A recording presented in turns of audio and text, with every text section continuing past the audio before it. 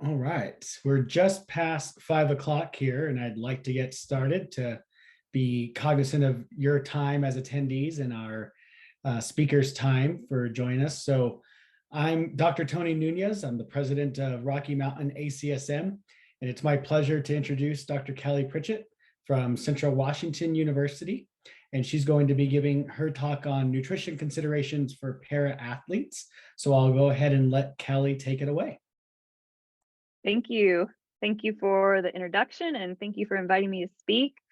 I'm excited to share with you some of my research and I guess practical, from a practitioner standpoint, some of the things that I think are important as a sports dietitian. But my first exposure to a para athlete population was when I was at the University of Alabama. And my husband was working on his dissertation and collecting data with the wheelchair basketball team there. And he was looking at the impact of an artificial sweat or spray bottle and cooling and in para athletes. And so I thought then, like, gosh, there's really limited research with this population, and really got interested in what needed to be done from a research standpoint. So I'm going to do a brief introduction of Paralympic sports and the impairment types that would make an athlete eligible for various sports, and then we'll identify challenges with determining energy intake and energy expenditure in para athletes, where we are currently in terms of our knowledge and the research that needs to be done. Why that's important from a nutrition standpoint. If we don't have ideas around energy needs, it's very difficult to prescribe nutrition. So we'll describe some of the nutrition challenges affecting sport performance in para athletes, and then discuss the current recommendations in terms of macronutrients and hydration. And then I will discuss some of my research that's looked at low energy availability, hydration and cooling, and vitamin D. So kind of a hodgepodge, but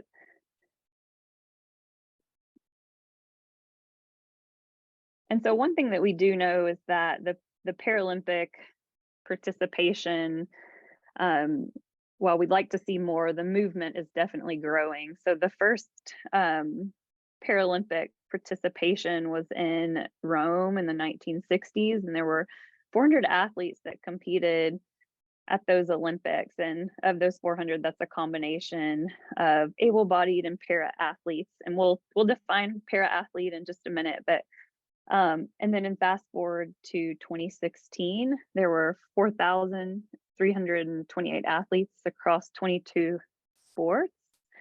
And then fast forward to the Tokyo 2020, 2021 Paralympic Games. The number didn't grow that much, but that could have been due to COVID restrictions. And then for the winter 2022 Paralympic Games, there were a record number of female athletes, which is also exciting. And so with this increased participation, there's an increased need to establish sound nutrition strategies, and you'll get a sense of that throughout the presentation.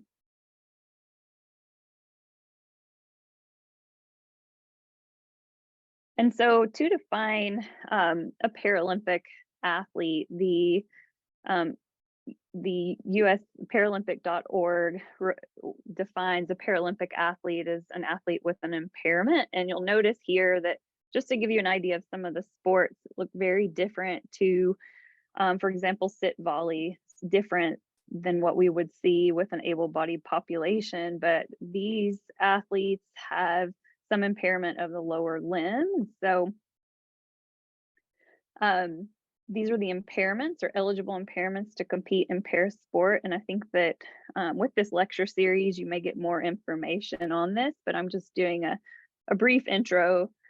But some of the impairments that would be included in parasport would be um, issues with muscle power. And so this may be commonly seen in athletes with spinal cord injury or athletes with spina bifida, impaired passive range of movement, limb deficiency. So this could be amputees, leg length discrepancy, or bone shortening due to congenital deformity, short stature, also cerebral palsy or acquired brain injury, athletes with a visual impairment or intellectual impairment. And so these are some of the Paralympic sports, and just to highlight that the rules differ from able-bodied sports. And for example, as I mentioned before, I think my first exposure to Paralympic sports was wheelchair basketball at the University of Alabama. And I noticed when I was watching the game that some of the athletes got up from their chairs after the game. So, different rules with wheelchair basketball. There has to be a physical impairment of only the lower body. And so this could be something like a bone in the foot. And so not all athletes with wheelchair basketball are required to rely on a wheelchair as their primary mode for mobilization.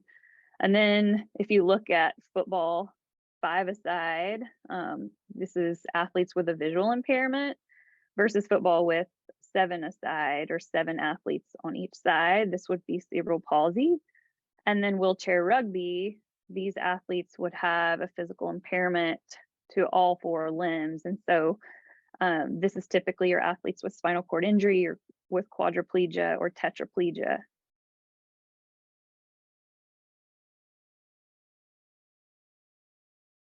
And so some of the unique physiological challenges, and this is not an exhaustive list by any means, but some that maybe relate more to nutrition.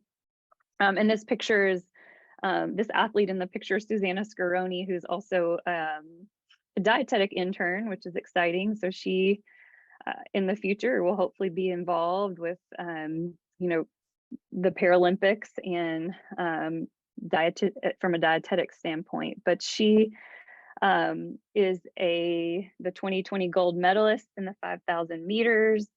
And she just won the recent New York City Marathon. She broke the course record, but she graciously has given me a few pictures. And so they're doing a VO2 max test here, but just a few things to notice that I would point out is her position in the chair. And we'll talk about that later on and how that may impact some nutrition. But so unique physiological challenges, they have reduced metabolic rates or different energy requirements than an able-bodied population. And this can be difficult to estimate unless you have access to indirect calorimetry, which we all know is not necessarily practical unless you're in a research setting. And so determining what their energy needs are, also exercise energy expenditure, these are things that still need to be done from a research standpoint. We do have the Conger and Bassett compendium of activities for athletes with spinal cord injuries. So it gives us an idea of energy costs of various exercise. But one thing about this data is it was done on mostly untrained individuals in their day chairs versus their sport chairs. So lots of research to be done, but reduced endocrine and androgen function. So we often see low testosterone in these athletes or amenorrhea. And I'll share some research later on where we find the similar findings. Loss of bone density because of a decrease in weight-bearing activity, compromised immunity, reduced muscle protein synthesis, fatigue, and something else would be pain. And so how do we determine energy expenditure? Well, I'll share the current, best practice is indirect calorimetry if you have access to an indirect calorimetry unit. But if not, Cunningham or Owen prediction equation, which works off of a valid fat-free mass, those would be ideal. But then again, how do we get a valid fat-free mass if you have access to a DEXA? So that might not always be practical as well. So the other option I would say is we know that there's going to be a decrease in RMR because of loss of active musculature, especially in an athlete with spinal cord injury. And so in that case, it could just be talking to the athlete and having a conversation with them and getting an idea of what they're consuming, having them record their dietary intake, and then note, are they losing are they losing weight, or are they gaining weight? And so those can be very helpful tools. And I'll just note again that this is all, while we say homogeneous, they're very heterogeneous in terms of their impairments. And so it makes it very difficult. But we do have some data with athletes, individuals with a spinal cord injury. And within that data, there's a noted 14 to 27% lower resting metabolic rate when compared to an able-bodied athlete. And we know that with the lower, this is even lower with a higher level of lesion. And so what I mean by that is, where is the injury along the spinal cord? Is it higher? Is it a thoracic or cervical injury? We tend to see muscle atrophy below that level of lesion. And so with that comes a lower resting metabolic rate. We also see reduced production of catecholamines due to decreased sympathetic nervous system activity. And this in turn will decrease heart rate, blood pressure, VO2 max, and energy expenditure.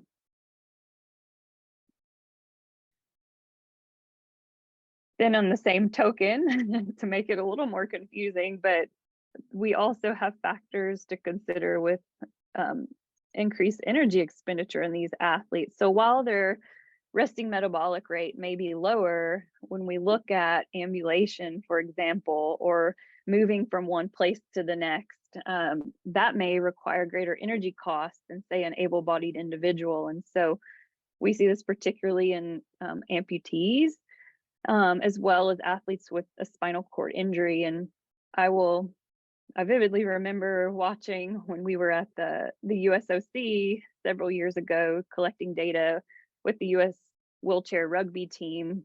We did an ice slurry study, and these athletes, after leaving the practice, were going to the dorms, and they got into a wheelchair train, and pushed the athletes with lower functioning up the hill, and those with higher functioning were at the back of the train. So it was just interesting to see that, and really got me thinking about there are differences here, but then also to the impact of muscle tonicity or spasms, which may be common in athletes with cerebral palsy, and then pressure wounds, which we know in a non-athletic population, we know that their energy needs as well as protein needs would be increased.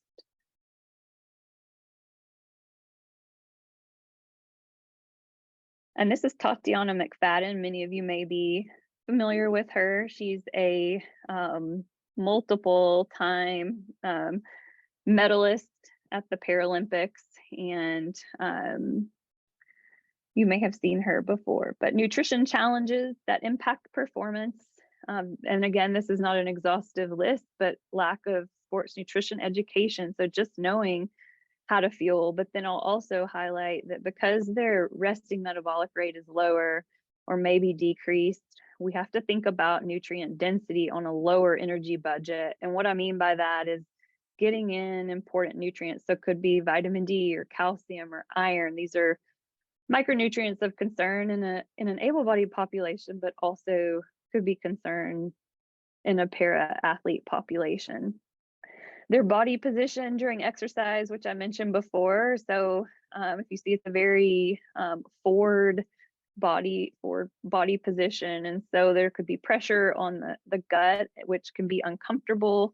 And so what we've found in one of our studies, we asked about restricting prior to competition because of the pain or uncomfortableness during exercise. And so that's an issue to consider. delayed gastric emptying. So I have decreased GI transit time. We have seen this in athletes with spinal cord injury, um, allergies, intolerances, just the ability to purchase and prep food. So it can be more difficult, especially in athletes with a visual impairment, for example, or a double arm amputee. So fatigue can be an issue with prepping food and cooking. A restricted ability to tolerate fuel, as I said before. So if we're in a wheelchair racing situation, it can just be uncomfortable, as well as their hands may be taped. And so taking things in, for example, during a wheelchair marathon may be more difficult. Limited opportunities to ingest fuel. And I spoke with Susanna Scaroni recently because I became interested in what do you do during these marathons, and how do you get in enough fuel? And she mentioned she takes in about 45 grams of carbohydrate per hour, which is within the recommendations, and but mostly through liquids. And she did mention that it just, it's easier to do on a downhill course rather than a flat course, and that some athletes will also stick gummies to their wheelchairs. It's just another option for getting in carbohydrate. Another concern or issue would be the glycogen storage capacity may be smaller, because with the loss of active or decreased active musculature in the lower limbs, like the legs, we tend to think of being big sites for glycogen. And so while this hasn't been measured, it would be a very interesting research study to see, but do they have a limited storage capacity? Do they deplete quicker? And so while they might not be going as long as, say, an ultra marathon runner, for example, we still have concerns about glycogen storage. And so moving on to the recommendations, we use the able-bodied recommendations currently for our para athletes, but with in mind that they may be on a lower energy budget. And so I think that we worked on a few examples for the Academy of Nutrition and Dietetics. They have their sports nutrition care manual. And for example, we may put a triathlete closer to 5.5 grams of carbohydrate per kilogram of body weight. So it may be slightly lower than what we would use in an able-bodied athlete, is my point. But this is currently what we have, and currently what we go off of for our para athletes. And then for protein, also very similar. We would use similar recommendations to what we've used in an able-bodied population. However, those who may have pressure wounds or energy restricted, we would want to bump their protein intake up to 2.3 grams per kilogram of body weight. And one question here is could this be better prescribed according to the amount of active musculature that they have? And so that's something else that could be done from a research perspective.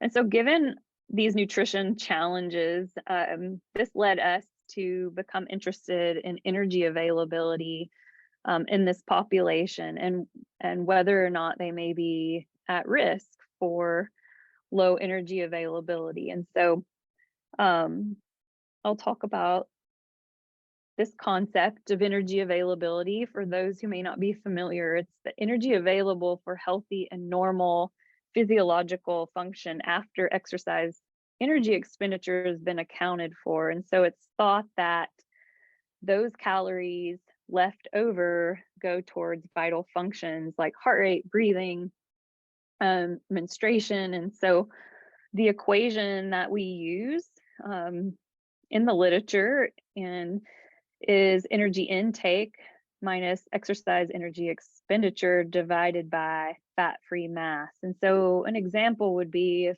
an athlete was consuming 2,000 calories and expending 1,000 calories through exercise, their fat-free mass is 45 kilocalories. It would be a pretty low energy availability and well below the threshold that's been identified in the literature. And so when I talk about the threshold, so less than 30 kilocalories per kilogram of fat-free mass um, is been identified as low energy availability. But I also want to point out here that the difficulty with measuring energy availability, if you've ever um, tried to get people to track what they eat or record what they eat, you know that there's a lot of error in dietary reporting as well as capturing exercise energy expenditure accurately. So I guess what I'm saying is there's a lot of noise around energy availability calculations, and it can be very difficult to do unless done in a controlled manner.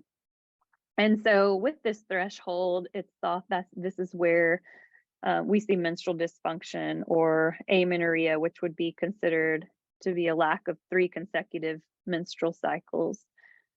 And then you see optimal energy availability is greater than 45 kilocalories per kilogram of fat-free mass per day. So I also want to note that these are the thresholds established in an able-bodied population or able-bodied females. Um, Male thresholds may be lower, but this has not been agreed upon yet as well. And that currently there's no threshold known for the para athlete. And so why is this important? If we look at energy availability, I'll take you back to this model here that describes the female athlete triad and the fact that it occurs along a continuum. And so with decreased energy availability or low energy availability, which may be with or without an eating disorder, this can lead to something known as functional hypothalamic amenorrhea and then osteoporosis. And so fast forward to 2014, and relative energy deficiency in sport was a concept that was designed to expand, not replace the triad. So expand upon other physiological symptoms or systems that may be impacted because of an energy deficit. And so you can see here, for example, it may be hematological or low iron, for example, immunological. So if they are frequently getting sick, or upper respiratory tract infections. And so we're concerned about this because really it affects a lot of different systems.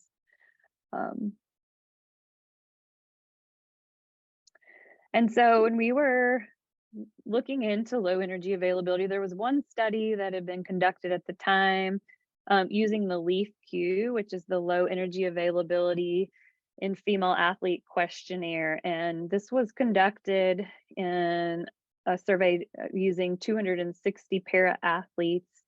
And I was pretty shocked by some of the findings of this study. They found that 60% of para athletes restricted intake for weight or body composition purposes. 30% reported disordered eating behaviors, and 44% of females had some type of menstrual dysfunction. 9% reported bone stress injuries, and over 50% had low bone mineral density. So this led us to become interested in designing a study done in a training camp setting. And so I was fortunate to work with a lot of great individuals on this project. So Dr. Trent Stellingworth, who's at the Canadian Institute of Sport, and Dr. Liz Broad, who I'll mention again at the end of this presentation, but she is really the guru from a practitioner standpoint when it comes to nutrition for the para athlete. And so very fortunate to collaborate with both of them. But we went to Daytona Beach, Florida, and collected data on 18 para athletes. We had 9 males and 9 females. Some of these athletes were members of the wheelchair basketball team. Others participated in athletics or track and field. And so we gave them the LEAF-Q, which looks at risk of low energy availability, as well as the EDEQ, which looks at the risk for an eating disorder. We wanted to quantify energy availability. So we had these athletes keep 7-day food records and activity logs. We also did looked at hormones, as well as bone mineral density using a DEXA. And so our results, that what did we find? We found that based off calculated energy availability, no athletes had were classified as having low energy availability based on that threshold of less than 30 kilocalories. So again, is that threshold accurate with this population? Um, we found that with bone density measures, if you look here, 25% of the males were classified as having low bone density based off a HIP Z score of less than -2. And in the females, we found that 56% had low bone density. And there's a reason why we used HIP measures, if you're curious, because some of these athletes do have metal rods in their body, and that would completely mess up the bone density reading. So we went with the HIP Z score. And with the LEAF Q, which was used in the female athlete population only due to questions around the menstrual cycle, we found that 78% were at risk for low energy availability. And so while we wanted to capture energy availability or low energy availability in this population of athletes, I think our conclusions look a little bit different than what I expected. And so with this, we came to the conclusion that, hey, bone mineral density, hormones, as well as the LEAF Q just may be an inappropriate method for assessing energy availability in this group.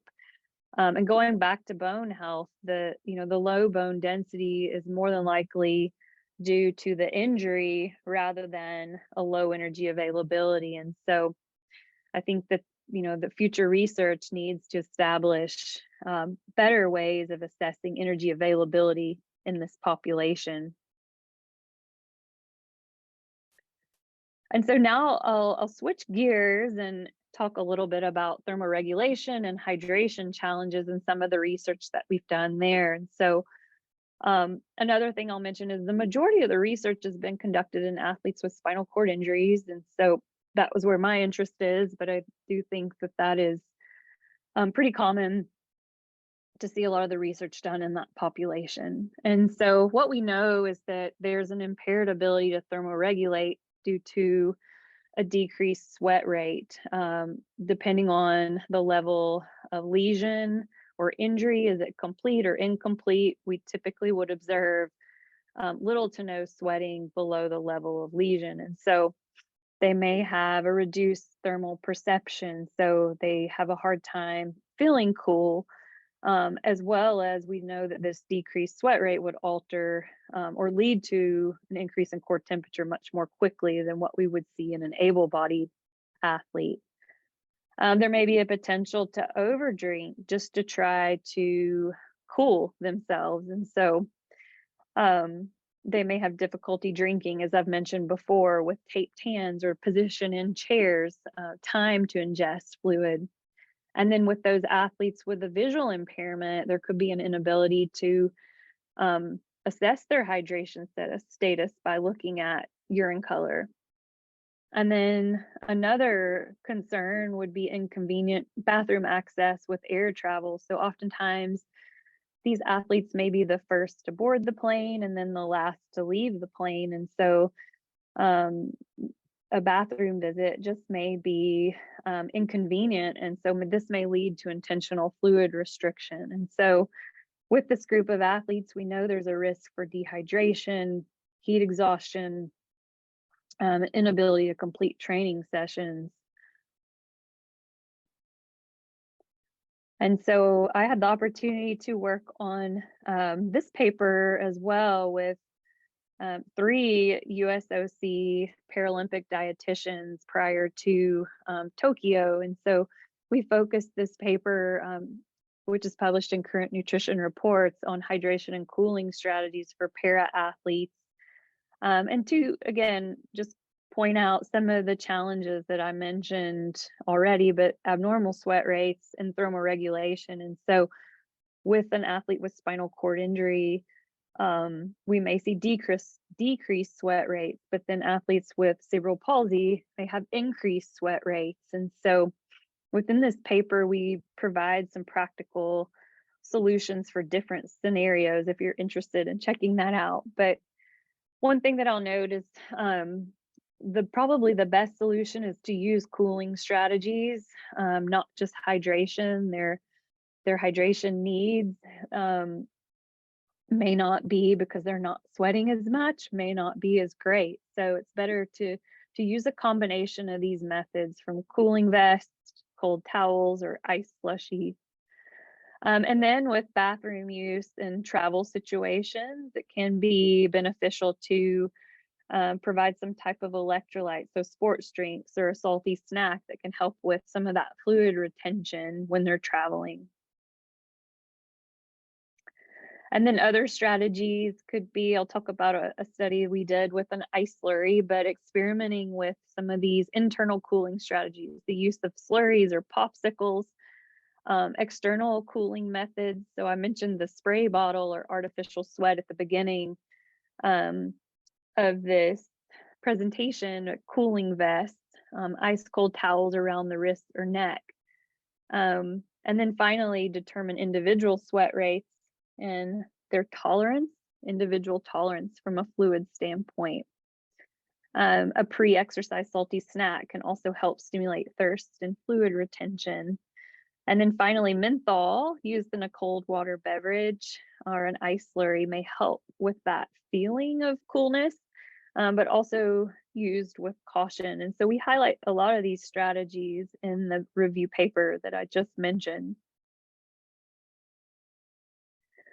And so this is the ice slurry study that I brought up. This was conducted with the U.S. wheelchair rugby team, where we had them do 2 match simulated or game simulated workouts, and in a crossover counterbalanced randomized manner, we gave them either an ice slurry or water, and looked at, from a pre-cooling standpoint, what was most effective for cooling, not only perceptually, but we looked at core temperature as well, using an ingestible pill, which was also something that I mentioned earlier, but we had to consider the delayed GI transit time and to get an accurate reading core temperature. And so we did find that it was helpful or beneficial. The athletes went in to their simulated match, with a lower core temperature. But then there were some considerations about the volume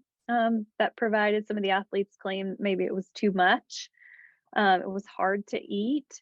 And then they also had suggestions about, why don't we provide this during the game as well? So again, future studies could be done with those manipulations.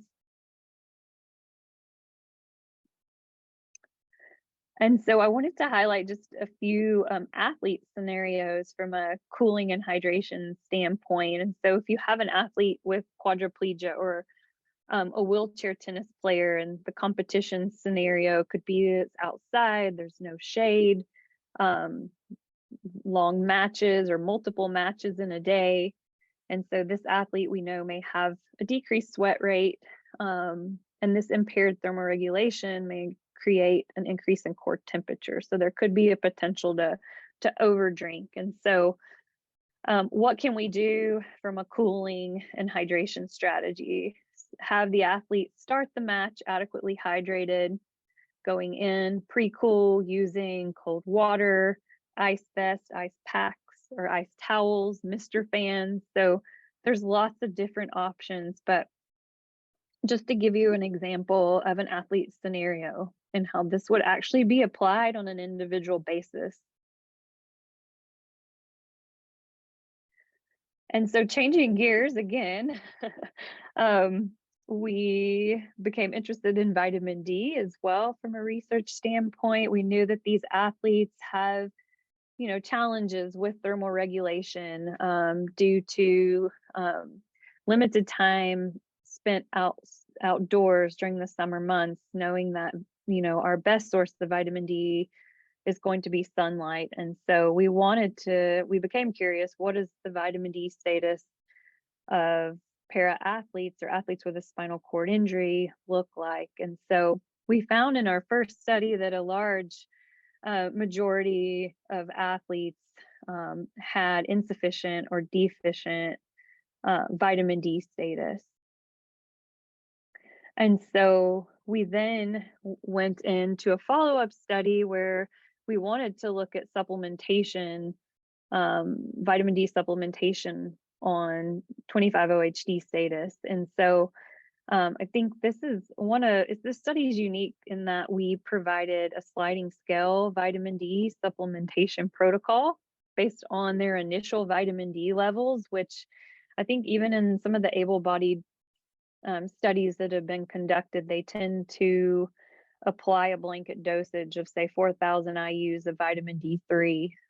But in this particular study, the supplement was assigned based off of initial 25-OHD levels, which I'll share in just a minute. And so then we had the athletes complete a 20-meter wheelchair sprint in a hand grip strength using a hand grip dynamometer. We also gave them a lifestyle questionnaire to look at dietary intake, sunscreen use, outdoor time, any lifestyle factors that may impact vitamin D. And so we found that 26% of athletes had sufficient 25-OHD status or concentrations prior to treatment. And then after the supplementation protocol, 94% had sufficient concentration. So suggesting that this sliding scale supplementation protocol was effective in achieving sufficient vitamin D status. We also found that 60% of participants improved their hand grip strength post supplementation as well. And so this is the supplementation protocol that we used. And so this is also used by the USOC.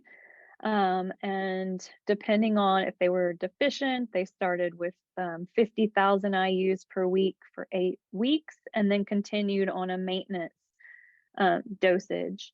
And then with the insufficient group, they started with 35,000 IUs per week and did that for 4 weeks and followed with the maintenance dosage. And the sufficient group received the maintenance dosage of 1,500 to 2,000 IUs per day.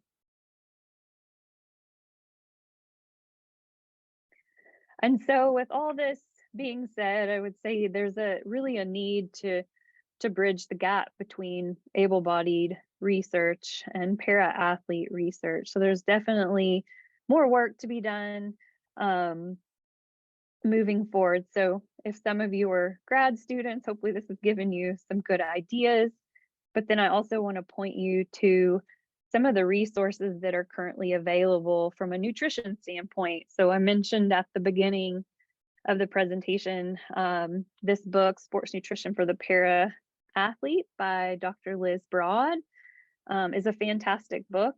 And then the Sports Health Performance Nutrition Dietetic Practice Group has fact sheets for the Paralympic athletes. And then, as I mentioned before, the Sports Nutrition Care Manual, which is a product of the Academy of Nutrition and Dietetics, also has an emphasis on the para-athlete. And so how do you get involved with adapted sport? I would say network, volunteer, whether this be for local teams and organizations, maybe get involved with research, and then finally play. When I was at the University of Georgia for a year, we created a wheelchair basketball team. And so we got some chairs locally, and I encourage you, if you've never played, it's really fun. So then I also want to thank my research team as well, who I was fortunate enough to collaborate with on a lot of these projects. Dr. Robert Pritchett, my husband, who is here as well at Central Washington University, Dr. Liz Broad, who I've mentioned as well, and then Melissa LaCroix at the Canadian Sport Institute. My references and any questions.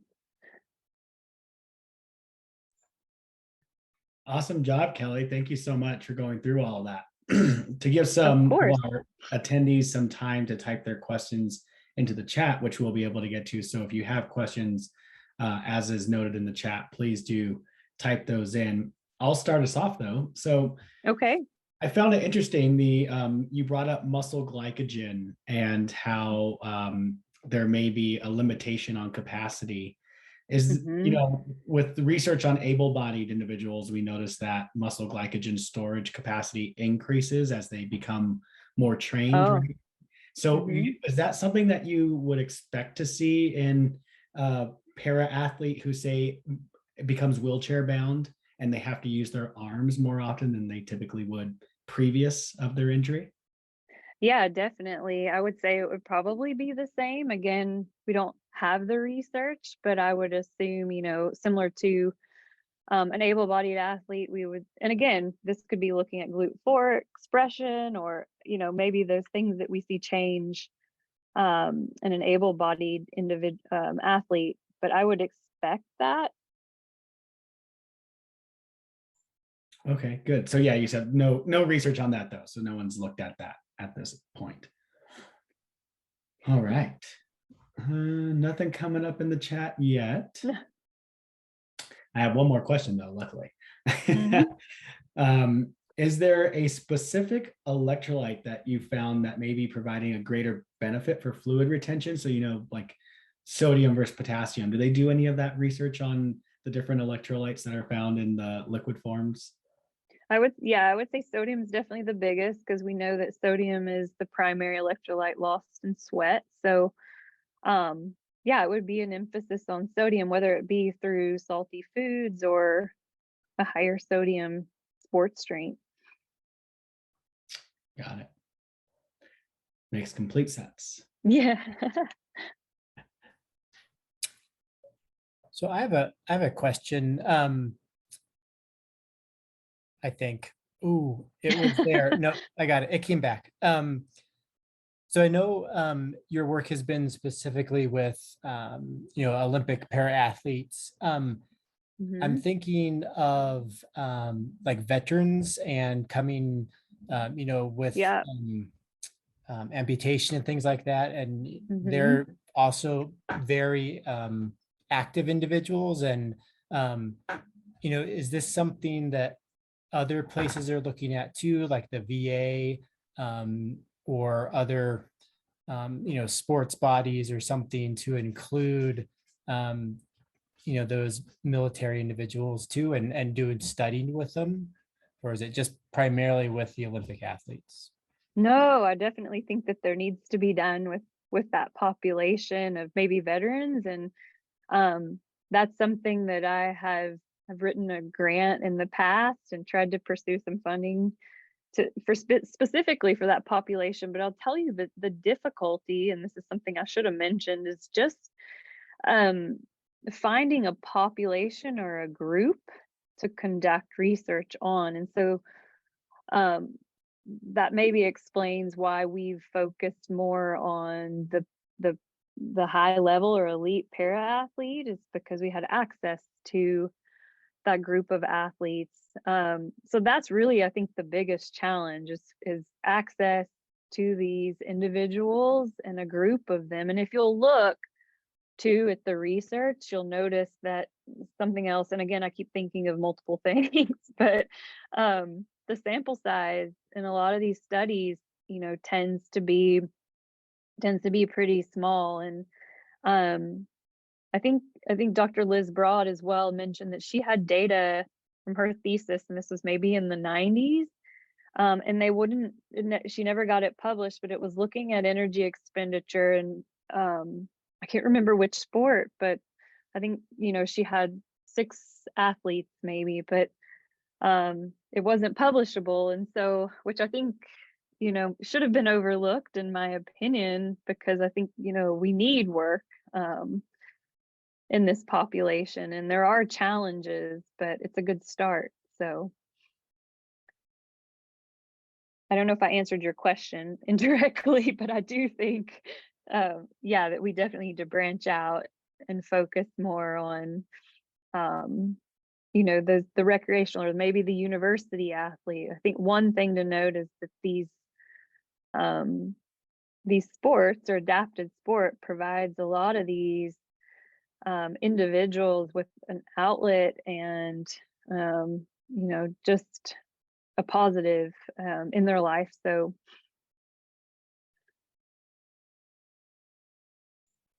Good, thank you. mhm. All right, looks like we have a question in the chat from Julia Lance. Are you able to see that? Kelly, would you like me to read? Yes, I can see it. Okay, awesome. So do you want me to read them off? That can others? Sure, because it looks like they're saying them directly to us. So let's go ahead and Okay. one. Okay.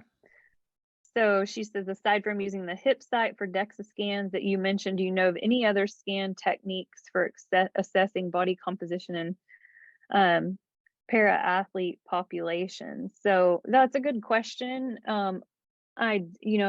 Whether or not we could use a bod pod, that could be a consideration. And going back to the bone scan, I would say that one thing that may be considered would be looking at the forearm, because that is an area that is used more frequently. And so I guess this is a question mark, like with a lot of these things. But perhaps, we would find greater bone mineral density in those in their limbs, in that particular in their forearm. But no, I would say the DEXA would be the most appropriate. Let's see.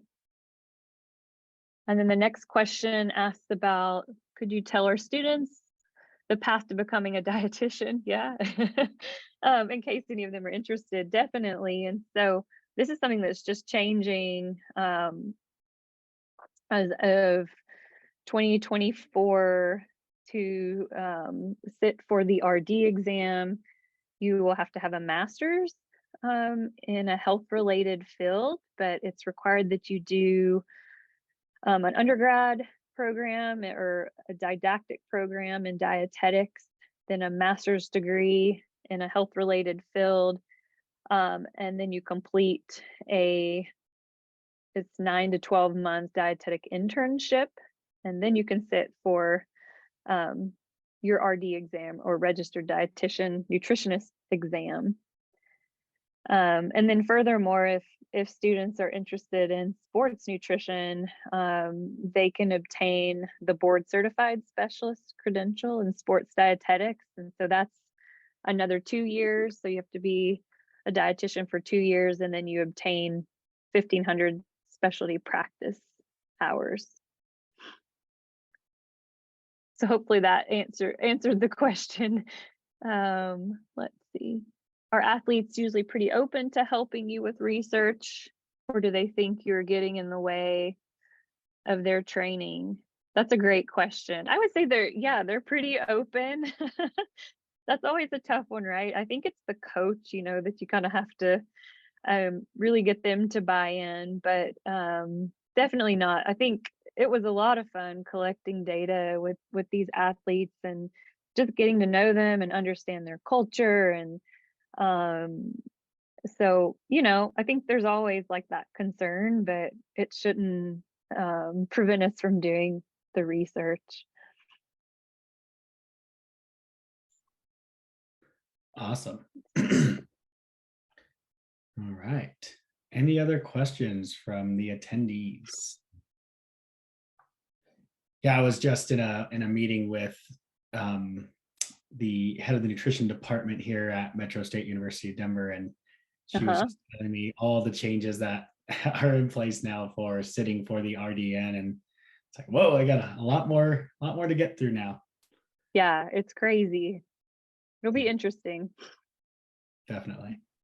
And then what really pushed you in your direction of working with sport and then Paralympic sport?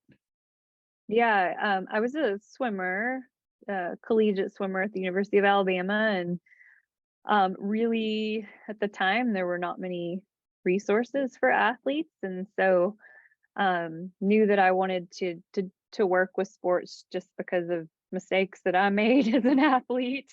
I think oftentimes we go into things because of that, um, and so when I think when I graduated, there wasn't a lot of career opportunities, and so I went on to pursue the graduate degrees. Um, so I guess a personal interest, and then for para athletes, it really just an understudied population that I feel like needs more attention and more work. And I just think that there's so much from a research standpoint that can be done. And I think, as I mentioned at the beginning of the study, like at the University of Alabama, when we were doing some of the sweat rate and artificial sweat studies, that really opened my eyes. But then when we, moved to Washington, we didn't have a group of athletes here that we could work with. And so I guess through a roundabout way, I, collaborated with individuals. I don't remember how that transpired, if I sent Dr. Broad an email or how that came about. I do think it was by way of like just kind of being the squeaky wheel. Awesome. Well, I'm not seeing any other questions come into the chat, and I want to be cognizant of your time and our attendees' time, and just thank you from Rocky Mountain and our committee and all of our members for doing this. It is recorded, Okay. just so you know, and I think you heard it when we got going that the recording would start. So just for all the attendees as well, this was recorded, and we'll make sure to get it up on our Rocky Mountain YouTube page for as long as we can. Okay. Cool. Thank you. Yeah, Thanks no, for having thank me. you. Of course.